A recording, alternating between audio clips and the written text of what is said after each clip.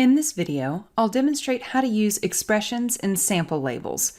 This video is part of a series, so if you've not viewed the Introduction to Expressions video, I would recommend starting there.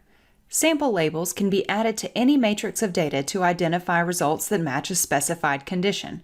For more information on how to add sample labels and how they can be used to sort and filter your results, please see the additional videos on that topic. To add a sample label, I'll first navigate to my Properties control and open my Matrices tab. Now I can view the available matrices in the tree on the left-hand side of my screen. Remember that matrices are containers that hold raw data, calculated data, and any applicable field data, and the calculated data matrices are created using transforms. Once I've located the matrix of interest, in this case I'll start with my %CV matrix, I can click on the Sample Labels drop-down box and add conditions and labels as desired.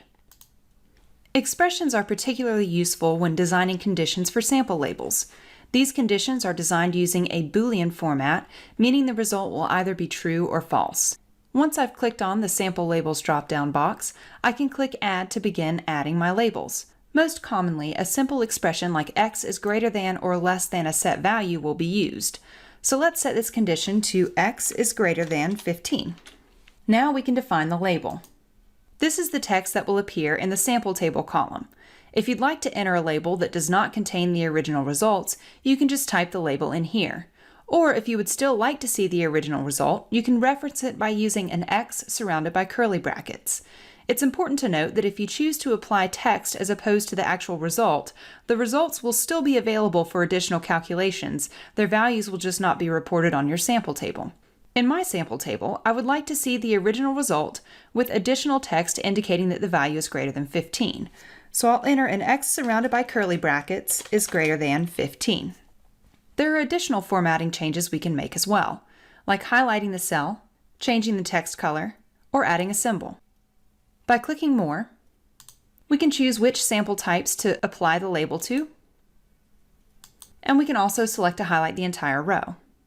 For my formatting in this case, I'd like to apply a failed symbol and highlight the text red. You can also add multiple labels to the same matrix to split your samples into certain categories. Let's do that using our conc label matrix. This is a matrix that I've created specifically to include labels. You can see on my Transforms tab that this is an expression by matrix transform using the results of the standard curve fit transform or concentration. The expression is set to x, so the output would be the same as the input matrix. Let's add 3 separate labels, each of which will set a condition to label the results as negative, equivocal, or positive. So for the first label, I'll add my condition is x is less than 50, and the label here will be negative. My second condition will use a conditional function AND to encompass all results between 50 and 150.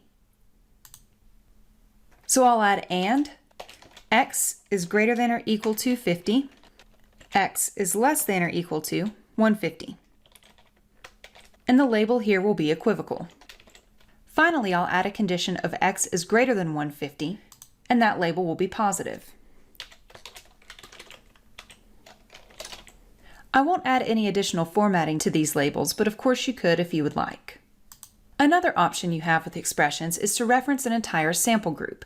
Let's use that technique to add a label to our raw matrix. Here, I'd like to highlight any samples that have optical densities that are less than or greater than any of our standard optical densities. This will help me easily identify any samples that fall outside of a calibration curve. So to do that, I'll first add a sample with a condition x is less than min, and then in brackets, standard. This syntax will take the minimum value from the group of samples identified as standards in our plate layout.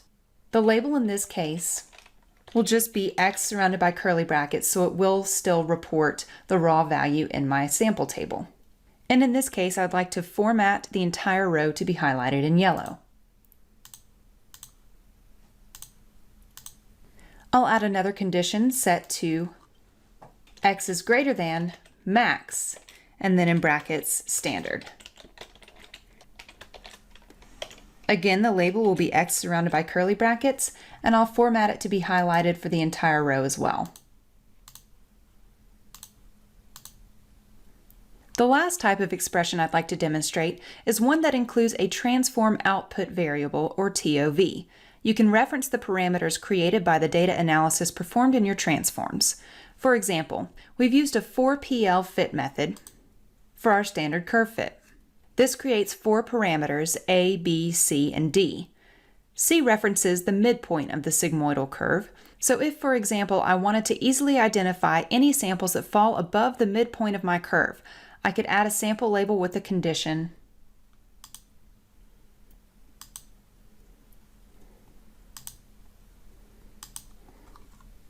X is greater than TOV 2 because our standard curve fit was our second transform, dot C.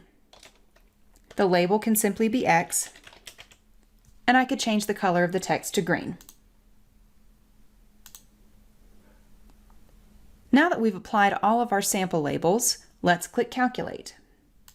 Now on our report, we can see the samples with high percent CVs.